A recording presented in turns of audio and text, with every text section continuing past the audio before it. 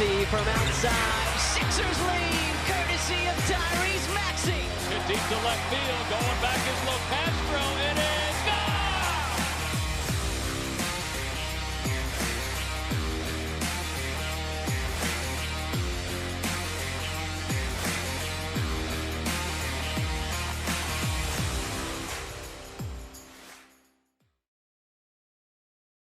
Hello, everybody, and welcome back to another episode of the Beef Up Front podcast here on Pick Swap Media. Episode 3 of our college football preview series for the upcoming 2025 season have already hit on two of the biggest brands in all of college football. SEC team in Oklahoma, Big Ten team in Michigan. Today, we're going to transition over and hit our first ACC team, and that's the reigning champions from 2024 and the favorite as we head into 2025 in the ACC, and that is the Clemson Tigers. And just like our other two episodes, we're going to do a complete deep dive on this team, on this program. We're going to talk about the head coach and Dabo Swinney a bit, recap the 2024 season, then look ahead to the 2025 season, what the offense is going to look like, what the defense is going to look like, and then my ultimate schedule prediction, as well with some gambling potential plays there for you guys from our friends at DraftKings there at the end. So we'll start it off right at the top here. As I said at the beginning, started off with the head coach and talk about Dabo Swinney a little bit. Dabo, over these past few years, I think has been one of the more outspoken coaches in college football as we've seen this kind of cultural shift with the transfer portal, with NIL. Clemson has been hesitant really to use the portal much. They've been really, honed in on continuing to do what they did for a while that led them to winning 2 national titles under Dabo Swinney, and that's recruiting and then developing those guys. They did actually go to the portal a bit this year and added 4 players out of there, but it still seems like they're primarily going to be working on high school players, getting them into their program, onto their campus, developing those guys like their quarterback, Cade Klubnik, as he enters his 3rd year as a starter for Clemson. And just kind of keep doing it that way, doing it the old-fashioned way. They are adapting a little, as I said, bringing in some more transfers, but Dabo Swinney has been outspoken, in terms of, or has been very open to talking about what his idea still is for this program and how he looks to kind of continue to build it. So Dabo's been at Clemson since 2009, a 180-47 record, 12-9 in bowl games, and 6-5 in the college football playoff.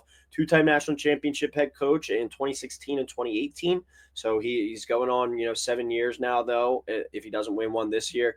So it's, is Clemson still an elite program? Are they still one of the top dogs? Because, there was a good stretch there. It was Clemson and Alabama as the two, without a doubt, top dogs in college football. I think Georgia has probably taken that over. I think Texas is kind of getting up there in the mix, Ohio State and Michigan, for sure. Clemson, I think, is kind of falling back a little bit, but this is a year that they have the potential to kind of get back to that national power that they were in kind of the later 2010s to the middle part there with, Deshaun Watson and Trevor Lawrence. I think this is the best team, the best roster that they have to kind of get back to the top and potentially win the college football playoff this year. 9-time ACC champion, including last season where they beat SMU 34-31 in the ACC title game. And this Clemson team has won double-digit games every season since 2011, except in 2023 where they went 9-4. So, since 2011, they've at least won 9 games every single season. Dabo Swinney has built one of the more consistent programs. And I said they've kind of taken a step back from the national power that I think that they were. But that's, I think primarily you can point to not having that elite guy at the quarterback spot. Trevor Lawrence and Deshaun Watson, 2 of the better quarterbacks of the 2000s, I think we can all agree on. Cade Klubnik really elevate his game and become the best player in college football this year at the quarterback spot. If he can, I think the ceiling's limitless for this team, and that they could really hold up that trophy at the end and win the college football playoff. So recap 2024 real quick. Went 10-4 last year. Won the ACC championship, as I mentioned, 34-31 over SMU. Lost their first playoff game to Texas, 38-24. Texas got out big. Clemson kind of made a little bit of a run, made that game pretty interesting. But then Texas pulled away towards the end.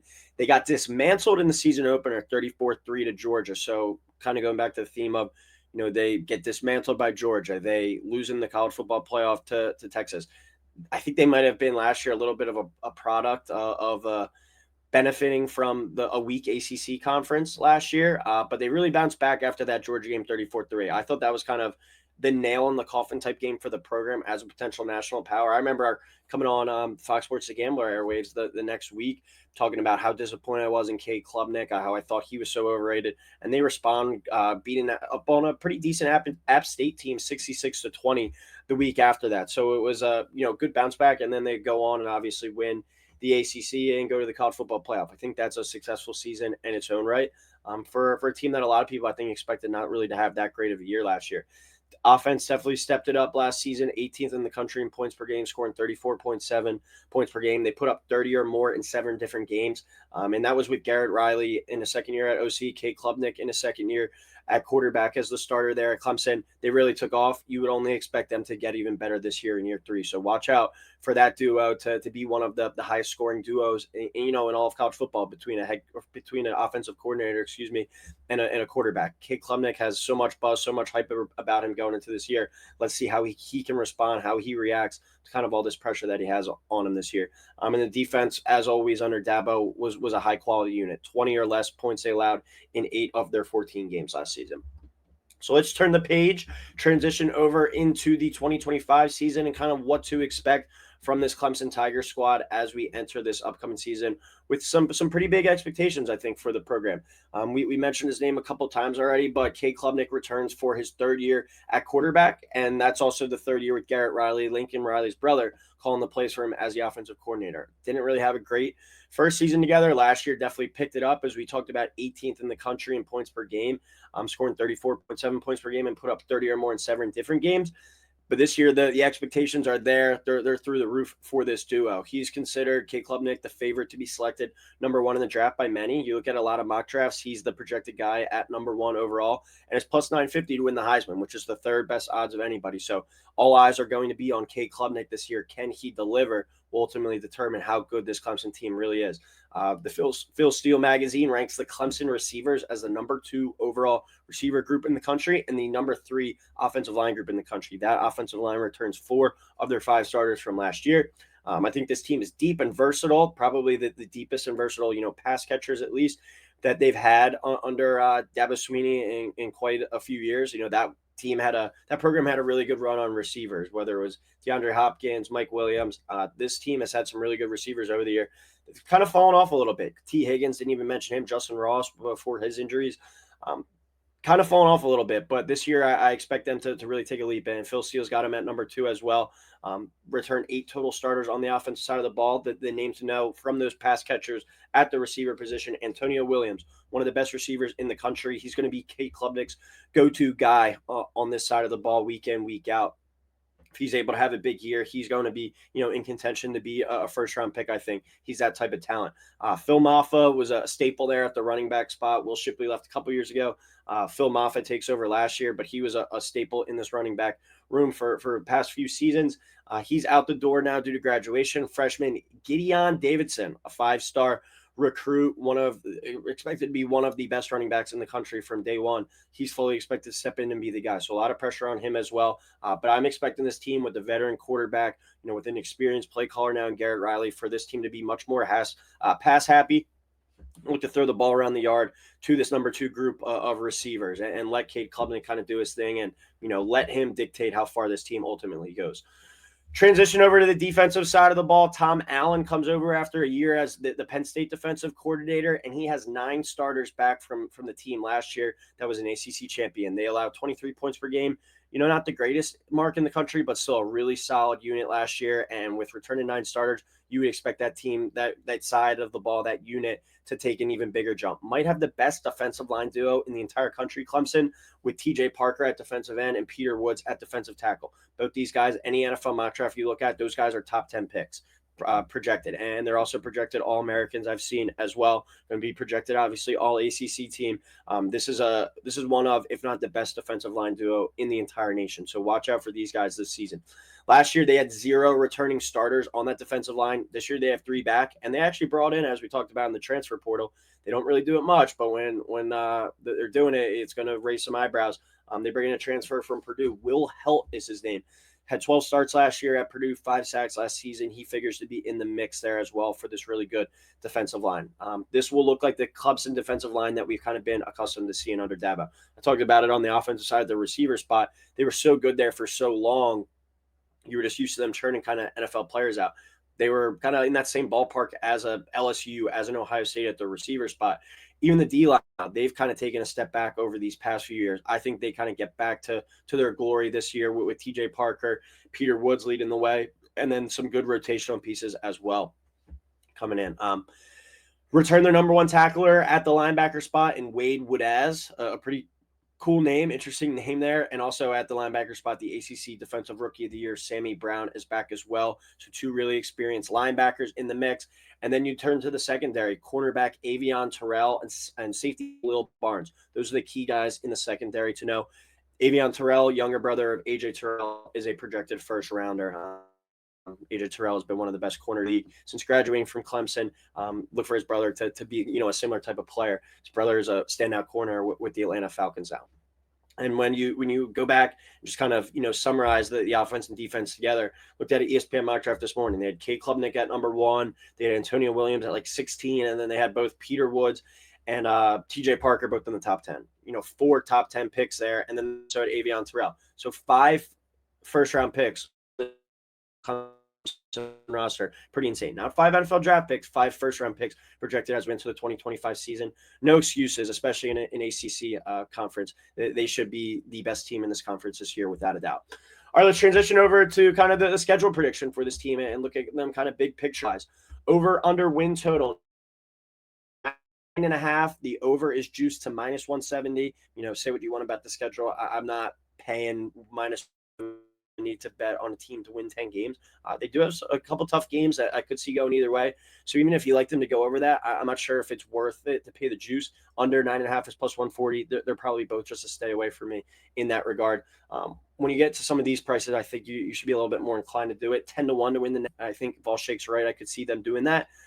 Minus 200 to make the playoff, plus 155 to miss the playoff, plus 105 to win the conference, I think is a good bet. That number has gone down and down throughout the offseason. I think at one point it was at plus 130. But when you get into the schedule, some big on the schedule, some big names, and they have one of the biggest matchups, non-conference matchups of the entire season, week 1 with LSU coming to town. That's going to be an awesome game. Probably 2 top 10 teams. Could see that even being 2 teams as we enter week 1. Clemson, as of right now, is a 3-point favorite in that one. I'm going to take Clemson to win that game. I think the home field advantage is a big thing, and Brian Kelly, until he proves that he can win a week 1 matchup, I'm going to go against him in that regard. So I'll have them starting out 1-0 there. They host Troy the next week. I will have them with a win there. At Georgia Tech, sneaky tough game there. I think Georgia Tech's going to be a surprise team, 8-9 wins this year, but I do like Clemson to go there and win that one. Syracuse, I expect to take a step back this year, so I like Clemson to win that game, start off 4-0. At North Carolina, very interested to see with them, obviously, with Bill Belichick, what that team, what that program looks like this year. Could be a tough matchup. Could also be a disaster, a dumpster fire down there in Chapel Hill. So for that regard, for so much unknown, I'll go with the safer option there with Clemson with the win. At Boston College, give them a win there. SMU, their biggest competitor, I think, in the ACC this year, comes to Clemson. I will give Clemson the win there. Duke, another one of the teams I expect to be competing towards the top of the ACC. Darian Mensah at the quarterback spot now, big-time transfer out of Tulane. They travel to Clemson as well. So Clemson, with a bunch of these tough games, they're lucky to be getting these kind of at home. I'll give them a win there. Versus Florida State, I'm not expecting much out of those guys this year. I expect them to be, competing for bowl eligibility, 6-6, 7-5, somewhere in that mark. I'm going to give Clemson the win there. So I got them starting at 1-0, 2-0, 3-0, 4-0, 5-0, 6-0, 7-0, 9-0. Last 3 games of the season, though, I think this is where it kind of gets tough. At Louisville, Clemson goes to Louisville or plays Louisville last year and loses 33-21. I like Louisville a lot this year. I think that they're actually SMU probably on paper, and most polls are going to SMU is the biggest competitor. I actually think Louisville is the biggest competitor in the ACC. I think Miller Moss is going to have a big year with Jeff Brom, actually. I think he kind of fits that style better than Lincoln Riley. But that's a story for another day. We're definitely going to talk about Louisville. But I actually have Clemson losing their first game at Louisville. I think Louisville is going to be a really good team. I think that could be a potential, top 15, top 10 matchup.